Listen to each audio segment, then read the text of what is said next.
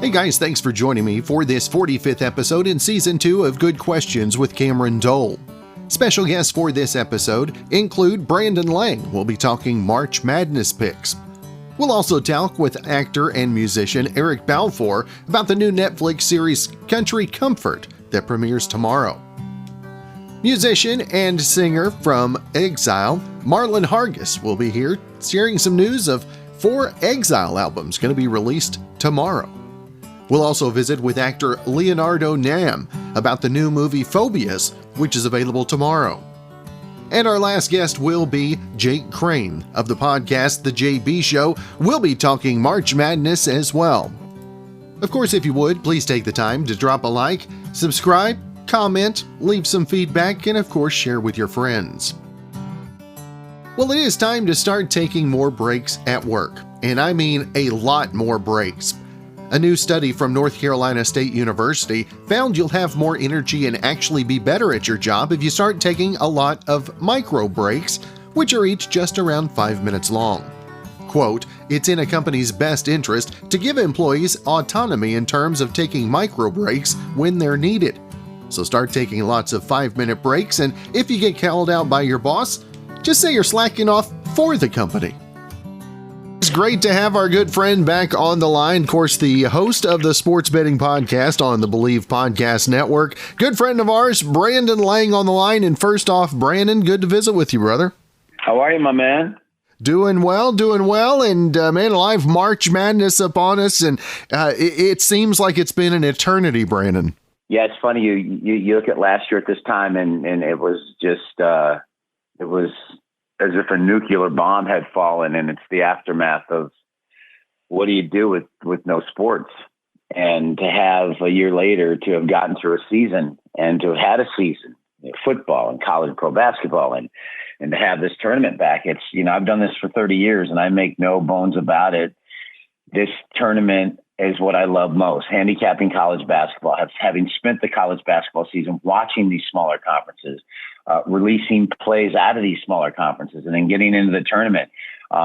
Years ago, I had George Mason in their run to the Final Four. A few years ago, Oregon, their run to the Final Four. I had Loyola Chicago and Sister Jean in their run to the Final Four. So I think I got a couple of teams that I think can make similar runs. And I said yesterday on a show that when you have no fans, the atmosphere for these kids playing basketball is more of a pickup basketball atmosphere. So when you're in a pickup game, there's no fans. It's just the players watching the players play. So there's more of a relaxed vibe than a 60,000 people in an arena, people yelling and screaming. So players tend to play looser.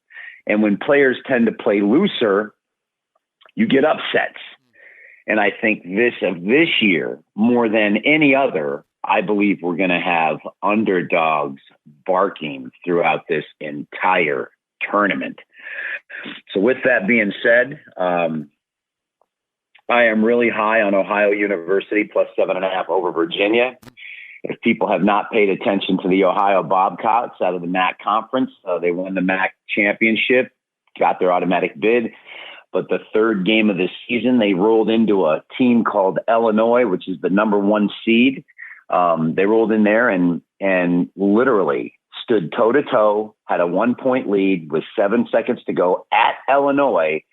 And then Illinois got a foul call with 2 seconds to go, hit 2 free throws and won by 1.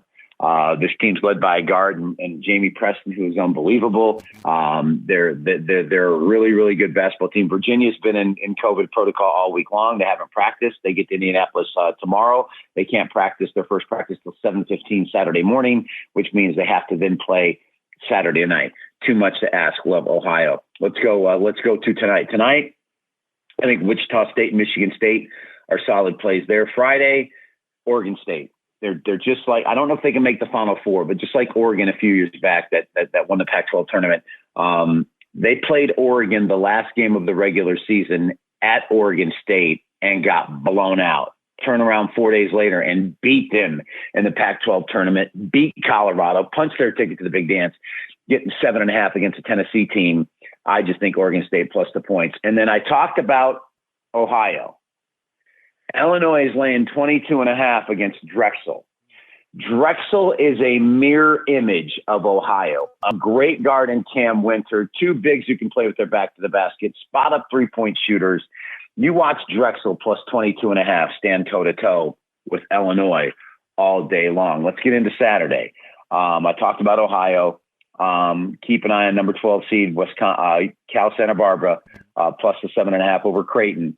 But my George Mason, my Loyola Chicago, my Oregon Ducks, just like Oregon, which was a 12 seed and won the Pac-12 tournament and got to the Final Four, my 12 seed Georgetown, plus 5 over Colorado, is rocking and rolling to the Final Four. The most impressive thing about Georgetown and the job Patrick Ewing's done there, he had 9 new players, and it took time for him to get his team where he wanted them, and they are peaking right now. And here's the kicker. When you're playing your 4th game in 4 days, you've got to be a little tired. It's hard to get down and get gritty on defense when you're playing your 4th straight day. They held number 5 seed Creighton to 42 points in the championship game and blew them out by almost 30. This is a dangerous team right now. As far as my bracket is concerned, all my handicappers at BrandonLang.com did a bracket, my bracket. People in OKC are going to be happy to know. I have Oklahoma State going to the Final Four, playing a rematch with Baylor on that side of the bracket. I have Gonzaga against my Georgetown Hoyas on the other side of the bracket. And I just believe that we're going to get a rematch of what I feel are the two best teams in college basketball, Gonzaga and Baylor. And I have Gonzaga winning the national championship. But I did like Oklahoma over Missouri, but now your second leading scorer is out. I don't know about that.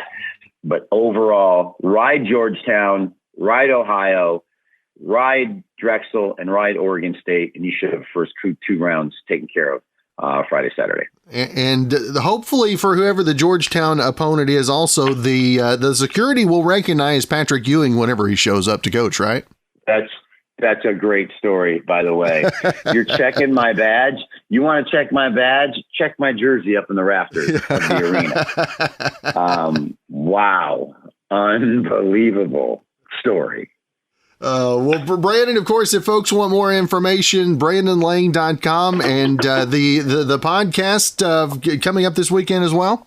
It's already on there. Already on the BLEAV Podcast Network. It's already on there. Already ready to roll.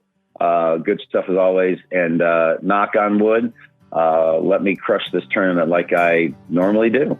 There you go. Well, Brandon, always great to visit with you, brother. I hope you have a successful weekend and look forward to talking again real soon. Got it. Thank you, brother.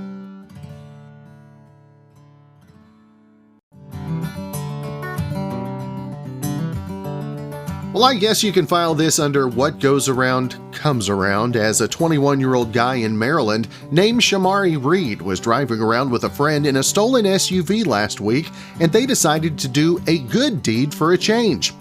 Well, they spotted a random guy on the side of the road changing a flat, so they pulled over and offered to help. But then, while they were helping him, the guy jumped into the SUV and tried to steal their already stolen car. He threw it in reverse and tried to drive off, but he slammed into a curb and got stuck. Now, the flat tire guy is 19-year-old Tykel Wilson. He ended up pulling a gun on them, but threw it in the woods before the cops got there. Well, it turned out that the car that he'd been driving was also stolen, and both men had active warrants out. Now they're each facing fresh charges to go along with the old ones. You've seen him on the big screen, you've seen him on the small screen. Got a new Netflix series to talk about, Country Comfort, and Eric Balfour on the line with us. And first off, Eric, thank you so much for taking the time.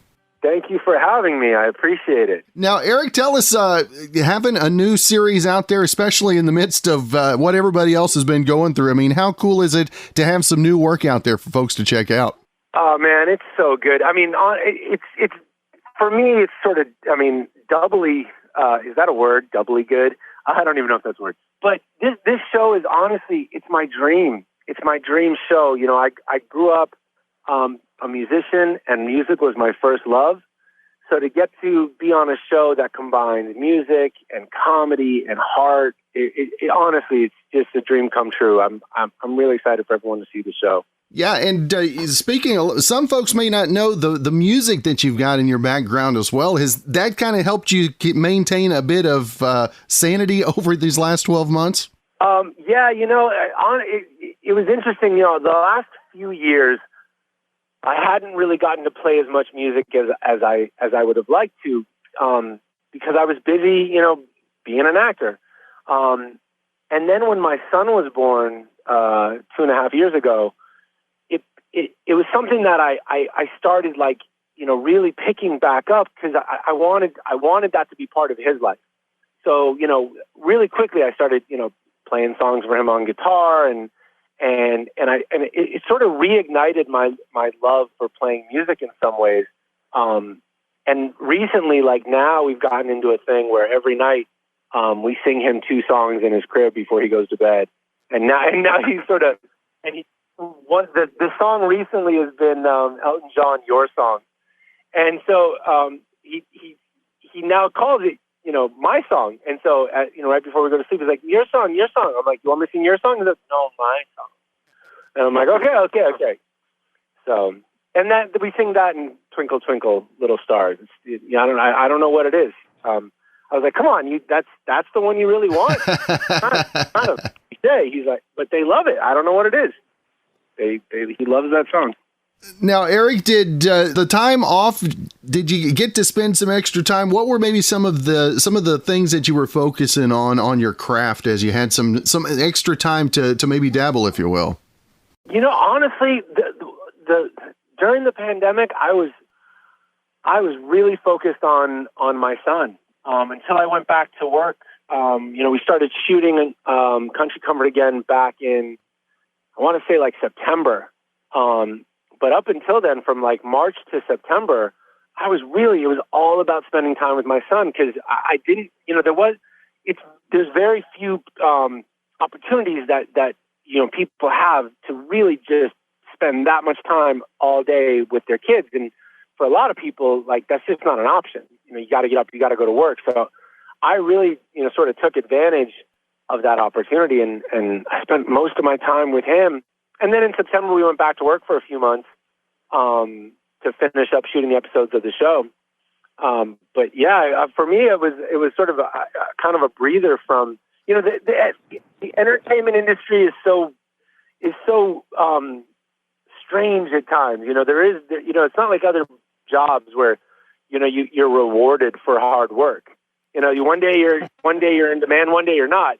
And so, taking a break from it in a weird way was really kind of cathartic and helpful. It was like I got to, step away from the anxiety and stress of the rejection and all the things that come with, being in the entertainment industry. So now, it was kind of awesome. Having the break and then coming back in, I mean, did it take a little bit to kind of get that camaraderie and all the feel back, or was it? I know I've talked to some other, just like riding a bike, couple of spins and you were back at it. Yeah, honestly, the first, everyone was so excited just to get back to work. There was sort of, everyone had this, kind of adrenaline rush just to be back on set and be back working. So there was that element, but yeah, definitely, I would say there was definitely the first couple episodes it took to sort of get your bearings back and get your rhythm back. And especially for me, I haven't had the opportunity to do that much comedy, especially this is a straight up sitcom, half hour, people laughing in the audience kind of comedy. I hadn't gotten an opportunity to do a lot of that. So I was nervous. I wanted to be good so bad, because I was so excited to be a part of the show, that I think, I think I probably wasn't that good because I was so nervous over the first couple episodes, but it got there eventually. Now, when you first came back to set the first day, what was the thing that you realized that you had missed the most? Oh, being in scenes with other actors, finding, bouncing that energy off of another actor, and especially the cast that we had. I mean, Catherine McPhee is so effing good on the show. People are going to be blown away. And the kids are all so fun to be around. I mean, the show is about, Catherine plays a musician who gets a job as a nanny taking care of this musical family. And the kids are so talented and so funny and so, they're just freaking adorable. Every single one. Even Ricardo, he's not really a kid. He's a young man, but they're all adorable. Even Ricardo's adorable. But yeah, so I would say that was the thing I'd missed the most was just getting to perform with other actors.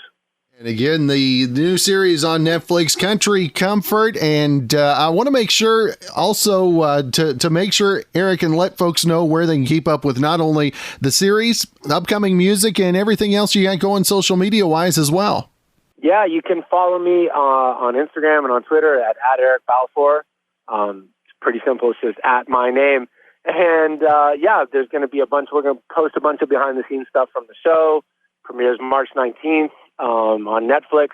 Please watch it.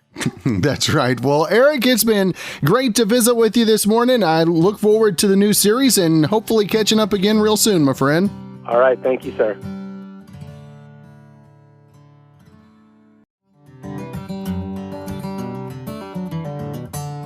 Now, so many people have had real problems during the past year, but not everyone. Some people's biggest problems have been these. A new survey asked people what first world problems they've had during the pandemic, and here are the top 10. Number 1, bad weather when you want to go for a walk. Number 2, your glasses fogging up when you have a mask on. Number 3, not being able to hear or understand people when they talk with a mask on. Number 4, waking up and not being sure what day it is.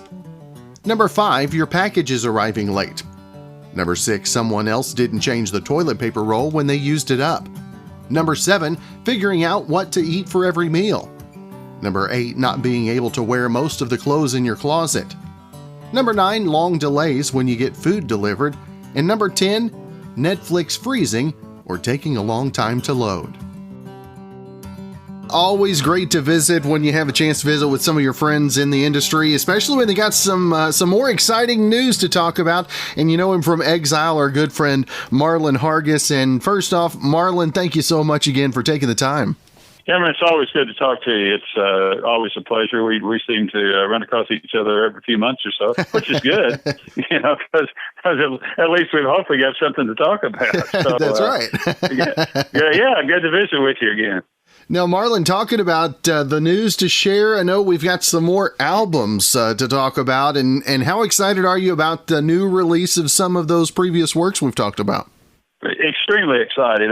What you're referring to is something that will actually be announced tomorrow, so we're getting a little bit of a head start. Is we have a deal with Time Life, and they're going to be distributing 4 of our previous albums, and we're really excited about that because obviously I go back, when I say I go back with listening to Time Life, their promo, telecast and all their ads for years. So we're very excited. And so we've got 4 different albums that will be up for distribution tomorrow through all the channels, which half of them I don't even understand what they're talking about. but all the digital platforms, they'll be available on everything that's possible. That's where they'll be available at. And Marlon, to see the feedback of the music still going on to new generations and the younger audience, I mean, how cool is that to know that music that you guys had came up with is still being played like new music to a new generation? Well, it feels really good, and of course, songs like "Kiss You All Over," for example. I mean, those are songs that they seem to go from generation to generation. I think one thing is that song in particular, and some of their others, appear in a lot of movies and TV series and stuff. So that song in particular, it seems to just never go away, and that's a good thing, because we're one of those lucky bands that's had what I call a career record, that just keeps going, and not a lot of acts not everyone has those. So we're very lucky, and it's always fun to see young kids and middle-aged kids and teenagers come to our show, and frankly, a lot of them will come up after the show and say, we didn't really know too much about who you were. Our parents brought us, but we really like what you're doing. So that's a good thing. And to be able to work and be friends as long as you guys have, I mean, what's the trick there, Marlon? Well, I think the whole secret, it's very simple, is that we actually just enjoy being on stage playing. I can't think of any particular time that I have dreaded going on stage. I always look forward to it. And I think all of the guys are the same, unless one of us happen to be sick or something, not feeling well, but which doesn't happen very often, thankfully. But I think that's the secret. We genuinely get along. After all these years, we each kind of have our own lives. We don't obviously hang out when we're not working, but once we get back together, we enjoy seeing each other and we have a good time together. And that's very lucky, I think. I know that you're also involved helping new artists along as well. And when did you get involved in that process, and how important is it for you to help others that are trying to continue the musical industry?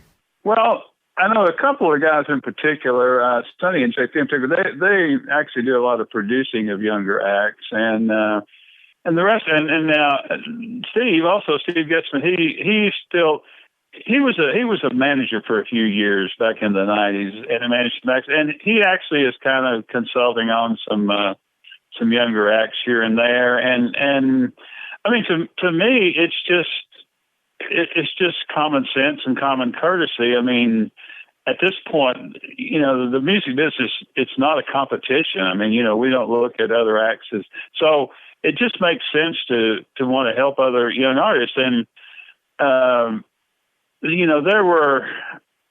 there's two ways of looking at it. In a way, there were artists that helped us along the way. I think on the other hand, maybe there weren't. So we know the struggle sometimes.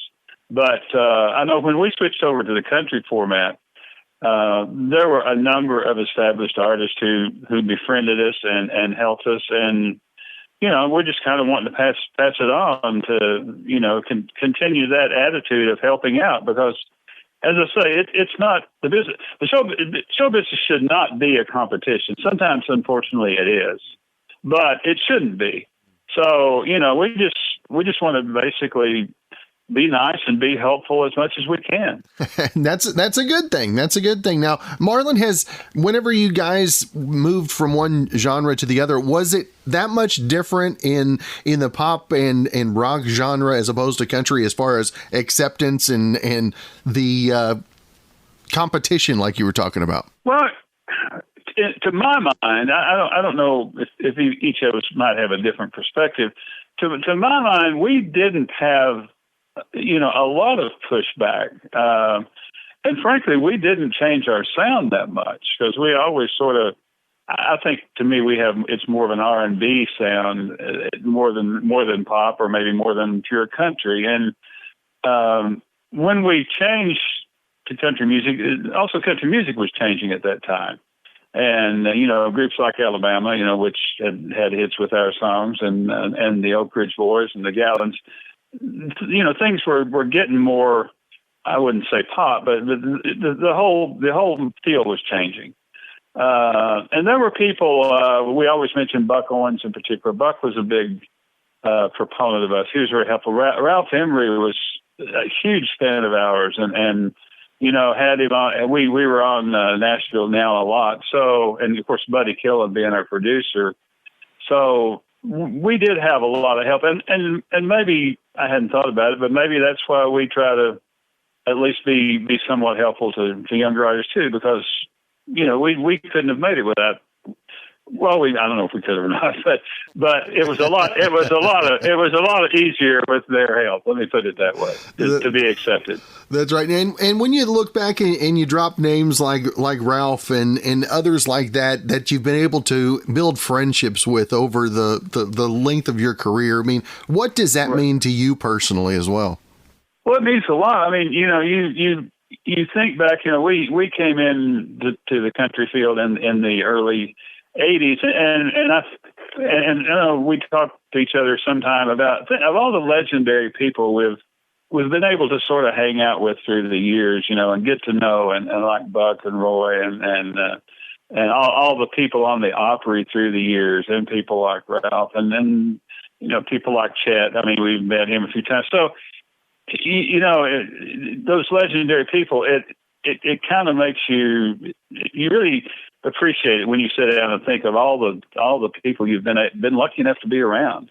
Dottie West was another person who sort of took us under her wing, was a great friend. Kenny Rogers. So yeah, it was a very cool time period in country music, and I think we were all lucky to be a part of it at that time. That's right. And again, Marlon, I want to make sure and let everybody know the Time Life release coming up tomorrow. Is that right? That's right. There'll be a big news release, and they'll be doing a lot of press on it. And as I say, there are 4 of our products they'll be releasing. And to me, an interesting thing is a couple of those products haven't been available for a while. There's an EP called People Get Ready that we hadn't been selling for a few years.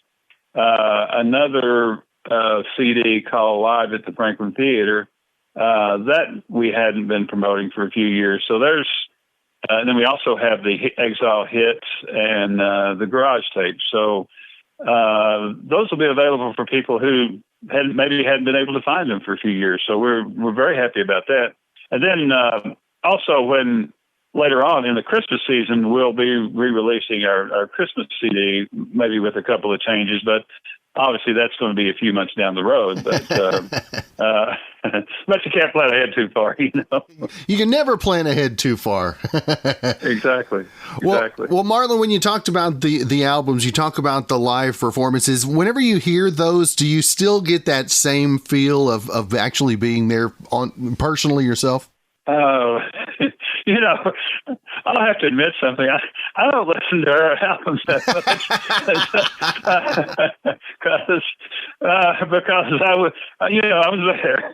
But I'll tell you what though, it's interesting. Maybe after not listening to them for a few years and going back and listening to them again, it does give you kind of a fresh perspective. And you do think back to being on stage and maybe seeing and some of the people in the audience and that sort of stuff. So yeah, I'm being a little facetious, but it does bring back some good memories. And I think that particular CD, I think it captured, the Franklin Theater is a great venue, and it was packed that night, and we were actually filming it too. So there was a sort of a lot of what I call electricity in the air that night.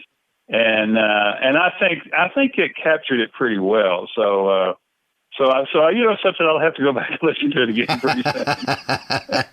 You'll have to give me the rundown next time we visit. Yeah, because I probably forgot some of the stuff I played on it. Now, when you knew that the lights, the cameras, the recording, and all that stuff was going, did it make you guys really bring your A game, or did it maybe make the butterflies kick up a bit for you? I think in our case, I mean, let's face it, we've been doing this a long time. I don't think anybody was particularly nervous, but it does sort of make you, so as you said, bring your A game and be on your toes. I mean, you realize that it's an important event, but I don't think you also have to sort of not be so nervous that you sort of tighten up and don't give your best performance. So it was a special night, and as I say, we not to pat ourselves on the back too much, but we have been doing this long enough. I think we all know how to deal with those kind of nights. I mean, without getting, it's not that we take them lightly, but you don't want to get too nervous to the point where it affects your performance in a bad way. So you just learn how to deal with it, I think. That's right. Well, Marlon, it's always great to visit with you. I always like to get a little bit of new insight from you, and also now I gave you a little bit of homework for our next visit. Yeah, I'll have to go back and listen to that again. And also, Cameron, I want to point out we have already got quite a few tour dates. Things seem to be opening up a little bit around the country, and actually starting next month we have a couple of shows, and then I think by July we actually start to get pretty busy. A lot of outdoor shows and fairs and festivals coming up. So everyone, if I can do a little promo here, our website is exile.biz, BIZ, and that's where we have all our dates listed. Also, our Facebook page, which is Exile Band Official. That's all one word, Exile Band Official. We list all our dates and post stuff almost every day. And there'll be a big press release tomorrow about the time live. So anyone interested we're really looking forward to getting out there, because it was really hard not to work last year. Not so much the monetary thing, but just not being around our fans. We miss working. So we're really looking forward to getting back out there and seeing everybody again. Well, we look forward to seeing you in person as well, Marlon. We always like to catch up on the phone, but the face-to-face always better, my friend. Absolutely, Cameron. It's always good to talk to you, buddy. All right. Well, Marlon Hargis of Exile, check him out, like he said, online at exile.biz. Marlon, look forward to talking to you again real soon. All right. Talk to you soon, bud. See you.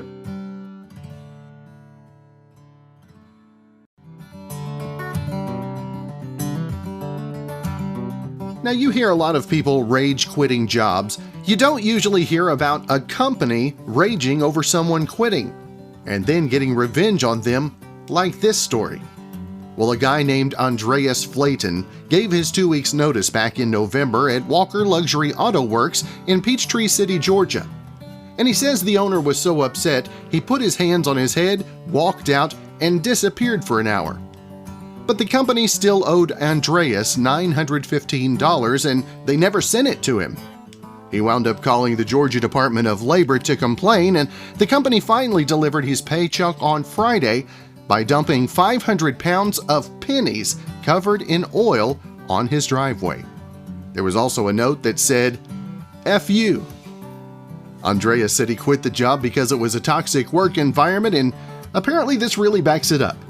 He shoveled the pennies into his garage, and he's working on cleaning the oil off so he can go cash them in. Got a brand new movie that is on demand and on digital coming up tomorrow called Phobias.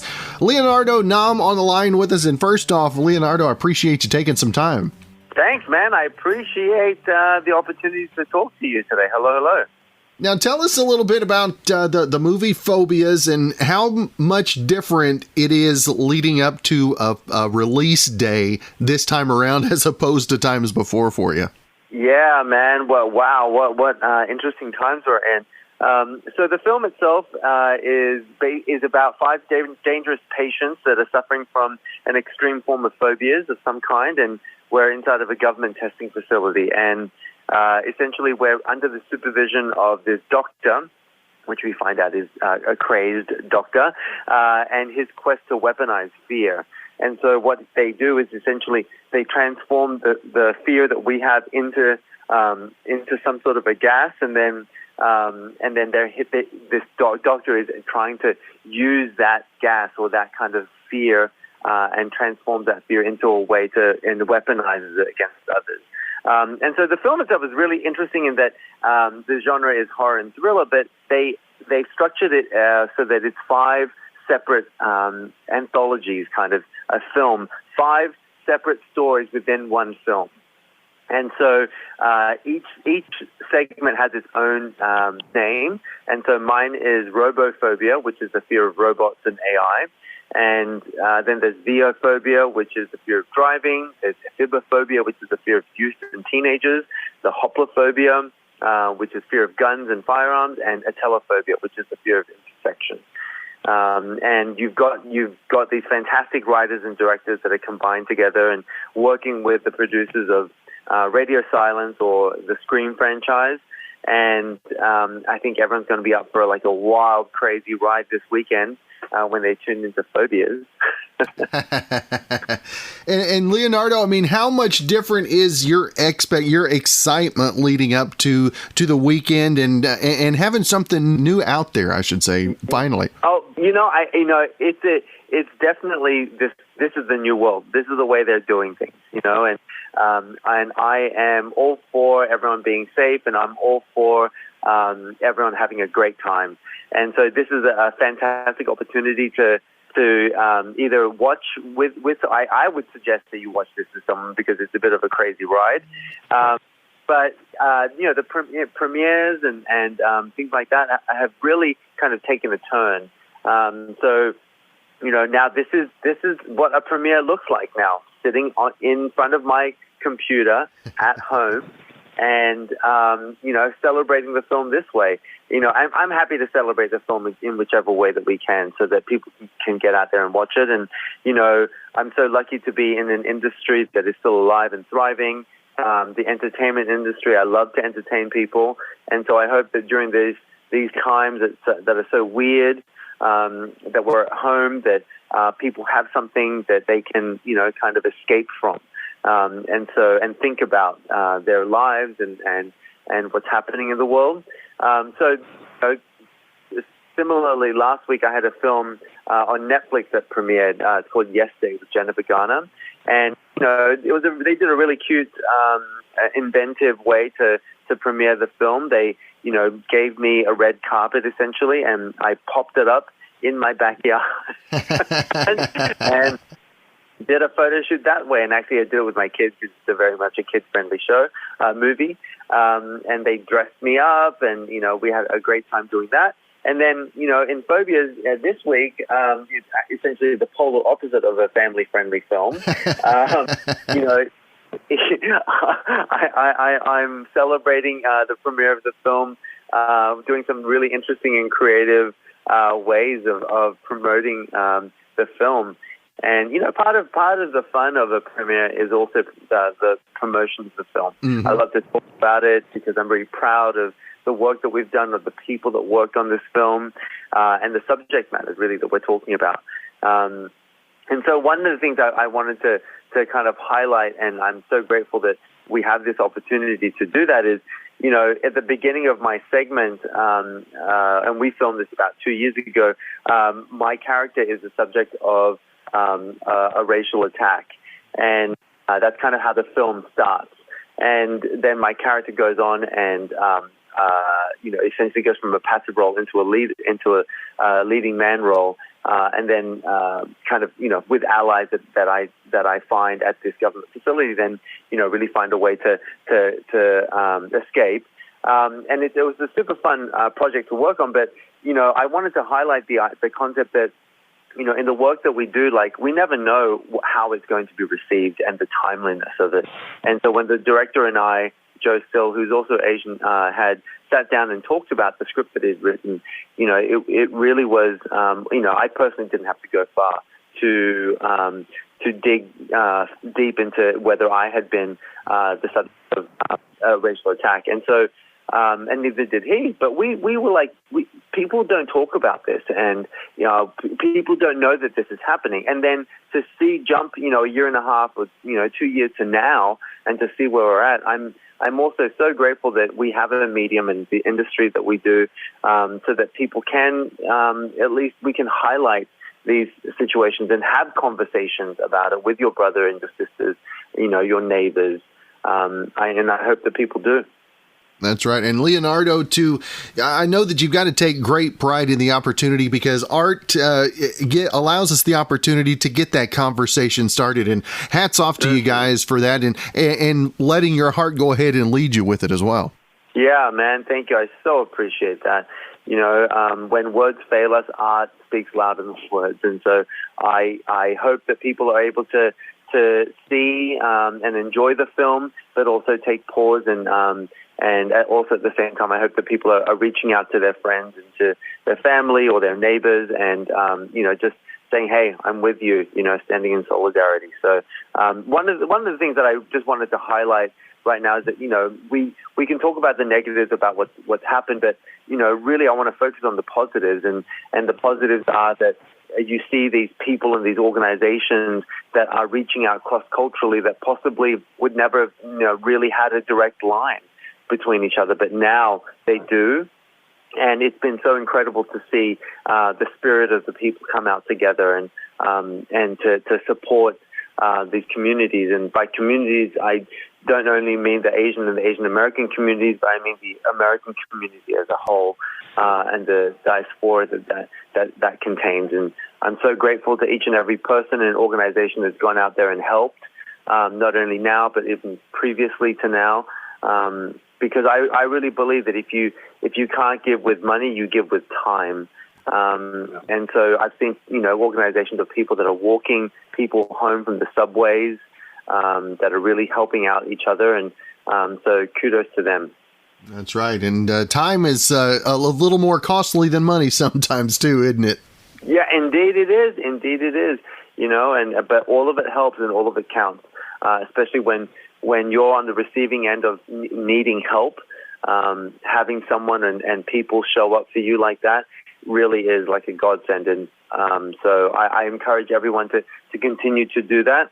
Even on my Instagram, which is just Leonardo_Nam, you can go there and you can find different ways to help if you feel like you would like to. That opportunity and availability is there. And everyone can now.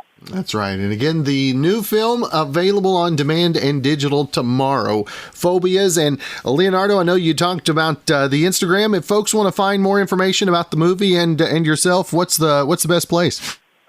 So on my Instagram, which is Leonardo_Nam, you'll find all the information for the film up there. Or you can just rent the movie March 19th on iTunes or Amazon or everywhere you can rent films. That's right. Well, Leonardo, it has been great to visit with you this morning. I wish you continued success.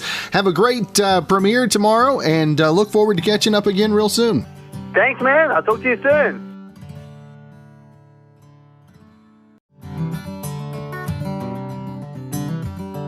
Now, guys, I'm proud to say that my March Madness bracket isn't busted yet. Probably because the tournament hasn't started yet as of taping, but still have a perfect bracket. Now, almost 40 million Americans are going to fill out a bracket this year, and that's according to the American Gaming Association, which tracks this stuff. Now, here are 5 quick stats on the first NCAA tournament in 2 years. Number 1, 37 million Americans will fill out the bracket this year. That's down about 8% from 2019, but I guess up 100% from last year. Number 2, interest in the tournament in general is up slightly. 26% of people say they're extremely interested or very interested in watching. 2 years ago, it was 23%. Number 3, 42% of college basketball fans say they've followed games more closely this year. Number 4, 47 million of us will bet on March Madness in one way or the other. That includes things like brackets and also traditional bets. And number 5, 31 million people will bet on the games, just under 18 million will bet online, 8 million will go to a sports book, and a lot of people, they just bet with friends. So who do gamblers expect to win it all this year? Well, the top 3 teams they're betting on are Gonzaga, Florida State, and Baylor. Our final guest on the podcast today, Jake Crain of the JBoy Show. And first off, Jake, I appreciate you taking some time. I'm looking forward to talking March Madness. Hey, definitely. I really appreciate you having me on. In my opinion, March Madness is the greatest postseason sporting event on the planet. I'm just really glad we have it back and excited to talk about it. Now, Jake, is the excitement tamed a little bit because it's only the Hoosiers that get to see it live? I think since we didn't have it last year, I don't think it's going to affect it. To be honest with you, I think it makes it a lot easier for the coaches. You don't have to travel, don't have to do that. The guys can rest more. You kind of get into a routine. You know where you're practicing. And again, even if you're having to travel, 30 miles or 100 miles, it's nothing like going from one region all the way across the country to the other, having to get ready, get used to your surroundings, and kind of keep, rinsing and repeating that process. So I don't think it's going to tame the excitement. I think we're actually going to get some better quality ball. Now, the JBoy Show, is it hard for you to get that excitement that you have for March Madness, say in some of the down times of the year? I would say yes, but again, I just keep going back to, people, you don't realize how much you love something or like something until it's really taken away from you. And I think just the thought of getting to March, and look, I know there's been bumps along the way. You look at Georgia Tech, Moses Wright, ACC Defensive Player of the Year. You find out today he's not going to be able to go against Loyola. So you're going to have some crazy stuff. But again, I think that people just want to be able to watch that Cinderella team and kind of sneak away from work a little bit to watch that first round and try to get back to some sense of normalcy. Now, the play-in games that are going on today, some names that you don't expect to see in the play-in games, if you will. And Jake, what do you think? Do you think any of the play-in teams have opportunities to move a couple of rounds after a victory in the first? Yeah, I think if Michigan State gets past UCLA, I've actually picked them to beat BYU in a couple brackets because again, you've got to play a game before and kind of get a little lathered up and get used to it. And that's a real thing. And, it's such talk about a crazy year with not only with everything else that's going on, but if I would have told you that in 2021, neither Duke nor Kentucky will make the NCAA tournament and Michigan State and UCLA are having to play a play-in game to get in the NCAA tournament, they would have put me in the loony bin about as fast as possible and in a straitjacket. And look, I know UCLA hasn't been great lately, but again, just the tradition of that school, when you look at them, and then Michigan State with Tom Izzo, how crazy is it that John Calipari, Tom Izzo, and Mike Krzyzewski aren't even dancing this year? They're just sitting down and watching. It wraps up the last 12 months that we've had, Jake. It does. I guess, what do they call that? A microcosm? I don't call it that. Some people may. Now, Jake, what's the opening matchup of the day today that you see being is it that UCLA Michigan State game? Is that the one that you've got the star next to? Yeah, it is. Obviously, you look at the player, just the capabilities of the players on both sides, and it's a fist fight. I'm one of those people that believe the tournament doesn't start until the play-in games are done because, the term play-in, I think, pretty much ends that. But I tell you what, Drake is a sneaky team, but I'd love to see Wichita State end up matching with Kansas if they can get by their, after the play-in game, the first round, if they can win that one. But I think that UCLA-Michigan State game is one I'm really excited to watch tonight. And, it really kicks everything off and just want to get through it. Let's get through these. Let's get to the tournament tomorrow and have some fun. Now, Jake, what do you think is going to be the biggest hardship mentally for the teams preparing? Like I said, it's different. Everything we've done, though, over the last 12 months is different than anything we've seen before. But do you think mental preparation means more this time around? It's always huge. I coached college football for 9 years, 5 at the Division I level, and just, I don't think people, and basketball is a little bit different, but people don't really understand the amount of preparation that goes into a game, and now you're having to jam that, in between games in the tournament. But I think the biggest problem that people are going to have is and I'm not saying it's good, bad, or indifferent. We don't get political on my show. But, the bubble. The players have to stay in one spot. They're quarantined. You can't go around. A lot of guys before games like to walk around. Shoot, I did it when I was playing, when I was coaching.